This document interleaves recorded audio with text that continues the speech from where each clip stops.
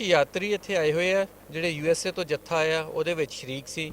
ਇਹਨਾਂ ਦੇ ਕੋਲੋਂ ਅਸੀਂ ਜਾਣਦੇ ਹਾਂ ਕਿ ਇਹ ਕੀ ਨਾਂ ਜੀ ਤੁਹਾਡਾ ਤੇ ਦੱਸੋ ਕਿੱਥੋਂ ਦੇ ਹੋ ਤੁਸੀਂ। ਅਸੀਂ ਮੇਰਾ ਨਾਮ ਗੁਰਭੇਜ ਸਿੰਘ ਵੜੈਚ, ਅਸੀਂ ਨਿਊਯਾਰਕ ਤੋਂ ਹੈ। ਸਾਡਾ ਜਥਾ ਕੋਈ 7-8 ਬੰਦਿਆਂ ਦਾ ਜਿਹੜਾ ਹੈ ਉੱਥੋਂ ਅਸੀਂ ਆਏ ਹੋਏ ਹਾਂ।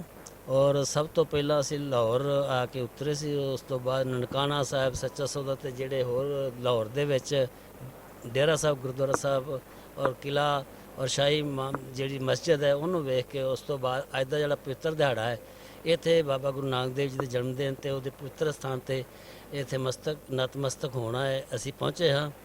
ਅੱਜ ਅਸੀਂ ਆਪਣੇ ਆਪ ਨੂੰ ਬਹੁਤ ਵਡਭਾਗਾ ਸਮਝਦੇ ਹਾਂ ਕਿ ਪ੍ਰਾਈਮ ਮਿਨਿਸਟਰ ਇਮਰਾਨ ਖਾਨ ਔਰ ਜਿਹੜਾ ਸਾਡਾ ਨਵਜੋਤ ਸਿੱਧੂ ਹੈ ਉਹਨਾਂ ਦੀ ਦੋਸਤੀ ਦਾ ਸਦਕਾ ਸਾਨੂੰ ਇਹ ਬਹੁਤ ਵਡਭਾਗਾ ਸਮਾਂ ਨਸੀਬ ਹੋਇਆ ਹੈ ਕਿ ਅਸੀਂ ਇਸ ਪਵਿੱਤਰ ਸਥਾਨ ਦੇ ਦਰਸ਼ਨ ਕਰ ਸਕੇ ਹਾਂ।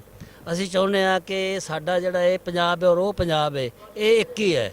ਅਸੀਂ ਇੱਥੋਂ ਹੀ ਮਾਈਗ੍ਰੇਟ ਹੋ ਕੇ ਦੂਜਾ ਈਸਟ ਪੰਜਾਬ 'ਚ ਗਏ ਸੀ ਔਰ ਲੰਮੇ ਸਮੇਂ ਤੋਂ ਅਸੀਂ ਉਡੀਕ ਕਰ ਰਹੇ ਕਿ ਸਾਨੂੰ ਇਹ ਲਾਂਘਾ ਮਿਲ ਜਾਏ ਤਾਂ ਕਿ ਅਸੀਂ ਆਪਣੇ ਪਾਕਿਸਤਾਨੀ ਭਰਾਵਾਂ ਨੂੰ ਮਿਲ ਸਕੀਏ, ਆਪਣੇ ਗੁਰਧਾਮਾਂ ਦੇ ਦਰਸ਼ਨ ਕਰ ਸਕੀਏ ਔਰ ਸਾਡੀ ਇਹ ਤਮੰਨਾ ਹੁਣ ਪੂਰੀ ਹੋਈ ਹੈ। ਅਸੀਂ ਦੋਨੋਂ ਸਰਕਾਰਾਂ ਦਾ ਸਮਝਦੇ ਹਾਂ ਕਿ ਨਵਜੋਤ ਸਿੱਧੂ ਦਾ ਔਰ ਖਾਸ ਕਰਕੇ ਇਮਰਾਨ ਸਾਹਿਬ ਜੀ ਦਾ ਬਹੁਤ ਧੰਨਵਾਦ ਕਰਨੇ ਆ ਔਰ ਸਾਡੇ ਕੋਲ ਲਫ਼ਜ਼ ਨਹੀਂ ਜਿਨ੍ਹਾਂ ਦੇ ਨਾਲ ਉਹਨਾਂ ਦਾ ਅਸੀਂ ਸ਼ੁਕਰੀਆ ਅਦਾ ਕਰ ਸਕਦੇ। ਇੱਥੋਂ ਤੁਸੀਂ ਕਿਹੜੇ ਥਾਂ ਤੋਂ ਗਏ ਸੀਗੇ ਪਾਰਟੀਸ਼ਨ ਟਾਈਮ? ਅਸੀਂ ਸਾਡਾ ਖਾਸ ਗੁਜਰਾਂਵਾਲਾ ਸ਼ਹਿਰ ਸੀ ਤੇ ਉਹਦੇ ਨਾਲ ਹੁਣ ਪਿੰਡ ਵਿੱਚ ਹੀ ਹੈਗਾ ਗੁਜਰਾਖ। ਅਸੀਂ ਵਡੈਚ ਹਾਂ। ਸਾਡੇ ਇੱਥੇ 28 ਪਿੰਡ ਵਡੈਚਾਂ ਦੇ ਸਨ ਉਸ ਟਾਈਮ ਦੇ ਉੱਤੇ। ਹੁਣ ਵੀ ਅਸੀਂ ਇੱਥੇ ਪਿੰਡਾਂ 'ਚ ਗਏ ਆ ਔਰ ਸਾਡੇ ਜਿਹੜੇ ਇੱਥੇ ਭਰਾ ਰਹਿੰਦੇ ਨੇ ਉਹਨਾਂ ਸਾਨੂੰ ਬੇਥਾਹ ਪਿਆਰ ਦਿੱਤਾ ਹੈ। ਅਸੀਂ ਉਹਨਾਂ ਨੂੰ ਵੇਖ ਕੇ ਬੜੇ ਖੁਸ਼ ਹਾਂ। ਉਹ ਸਾਡੇ ਉਹਨਾਂ ਨੂੰ ਜਿਸ ਸਮਝ ਲਓ ਵੀ ਉਹਨਾਂ ਨੂੰ ਬਿਠਾਉਣ ਨੂੰ ਥਾਂ ਨਹੀਂ ਸੀ ਲੱਭ ਰਹੀ, ਇੰਨੀ ਖੁਸ਼ੀ ਸੀ ਉਹਨਾਂ ਦੇ ਵਿੱਚ। ਅੱਛਾ, ਤੇ ਜਦੋਂ ਇੱਥੋਂ ਵੰਡ ਪਈ ਤੇ ਉਦੋਂ ਬਲਵੇ ਸ਼ੁਰੂ ਹੋਏ ਤੇ ਉਦੋਂ ਤੁਸੀਂ ਇੱਥੋਂ ਗਏ, ਕੋਈ ਉਦੋਂ ਦਾ ਜਿਹੜੇ ਬਜ਼ੁਰਗ ਤੁਹਾਡੇ ਗਏ ਉਹ ਸਕੂਲ ਨਾਲ ਚਲੇ ਗਏ ਸੀ ਜਾਂ ਇੱਥੇ ਉਹਨਾਂ ਦੇ ਨਾਲ ਵੀ ਕੋਈ ਫਸਾਦ ਹੋਏ ਤੇ ਕੋਈ ਮਾਰ? ਹਾਂਜੀ, ਫਸਾਦ ਤੇ ਹੋਰ ਹੋਏ ਸਨ, ਬਹੁਤ ਜ਼ਿਆਦਾ ਦੋਨੋਂ ਪਾਸੇ ਹੋਏ ਸਨ ਔਰ ਇੱਧਰ ਦੇ ਵੀ ਲੋਕ ਔਰ ਉੱਧਰ ਦੇ ਵੀ। ਅਸੀਂ ਨੰਬਰ ਜੇ ਦਸੀਏ ਤਾਂ ਤੁਸੀਂ ਹੈਰਾਨ ਹੋਵੋਗੇ। ਮੇਰਾ ਜਨਮ ਤਾਂ ਚਾਹੇ ਈਸਟ ਪੰਜਾਬ ਦਾ ਹੀ ਹੈ ਪਰ ਸਾਡੇ ਬਜ਼ੁਰਗ ਇਹ ਦੱਸਦੇ ਸੀ ਕਿ ਦੋਨੋਂ ਤਰਫ ਦੇ ਜਿਹੜੇ ਸੀ ਜਦੋਂ ਬਲਵਾ ਹੋਇਆ ਹੈ ਇਹਨਾਂ ਦੇ ਵਿੱਚ ਫਸਾਦ ਹੋਏ ਨੇ ਜਾਂ ਮਤਲਬ ਪਾਰਟੀਸ਼ਨ ਵੱਢ ਘੱਟ ਹੋਈ ਹੈ। ਕਰੀਬ 1 ਮਿਲੀਅਨ ਦੇ ਕਰੀਬ ਲੋਕ ਜਿਹੜੇ ਸੀ ਉਹ ਮਾਰੇ ਗਏ ਸੀ ਔਰ ਜਿਹੜਾ ਉਹ ਘਾਟਾ ਹੈ ਉਹ ਬਰਦਾਸ਼ਤ ਨਾ ਕਾਬਲੇ ਬਰਦਾਸ਼ਤ ਸੀਗਾ।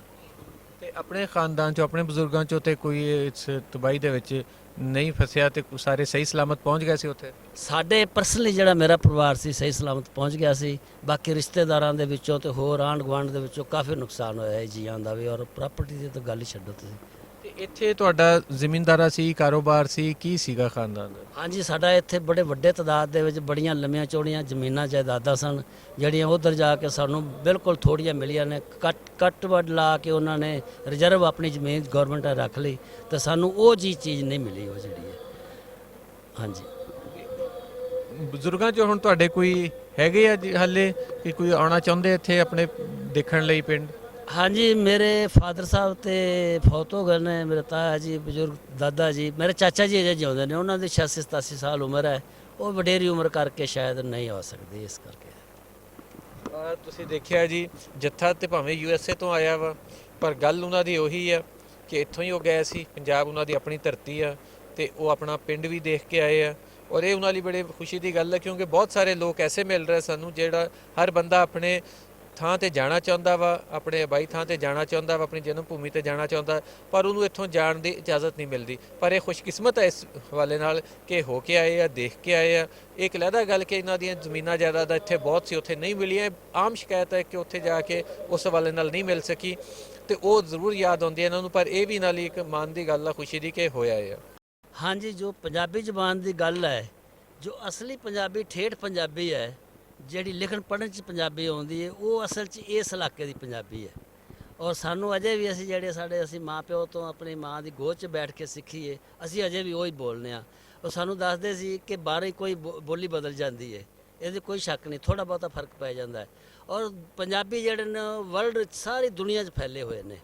ਉਹ ਜੇ ਇੱਕ ਦੂਜੇ ਨੂੰ ਕੋਈ ਪੰਜਾਬੀ ਵੇਖਦਾ ਹੈ ਉਹ ਗਲਵੱਕੜੀ ਲੈ ਕੇ ਉਹਨੂੰ ਉਹਦੇ ਆਪਣੇ ਗਲਵੱਕੜੀ 'ਚ ਲੈਂਦਾ ਔਰ ਬਹੁਤ ਪਿਆਰ ਕਰਦਾ ਹੈ। ਇਹ ਸਾਡੀ ਪੰਜਾਬੀ ਜ਼ਬਾਨ ਦੀ ਇੱਕ ਬਹੁਤ ਵੱਡੀ ਖਾਸੀਅਤ ਹੈ।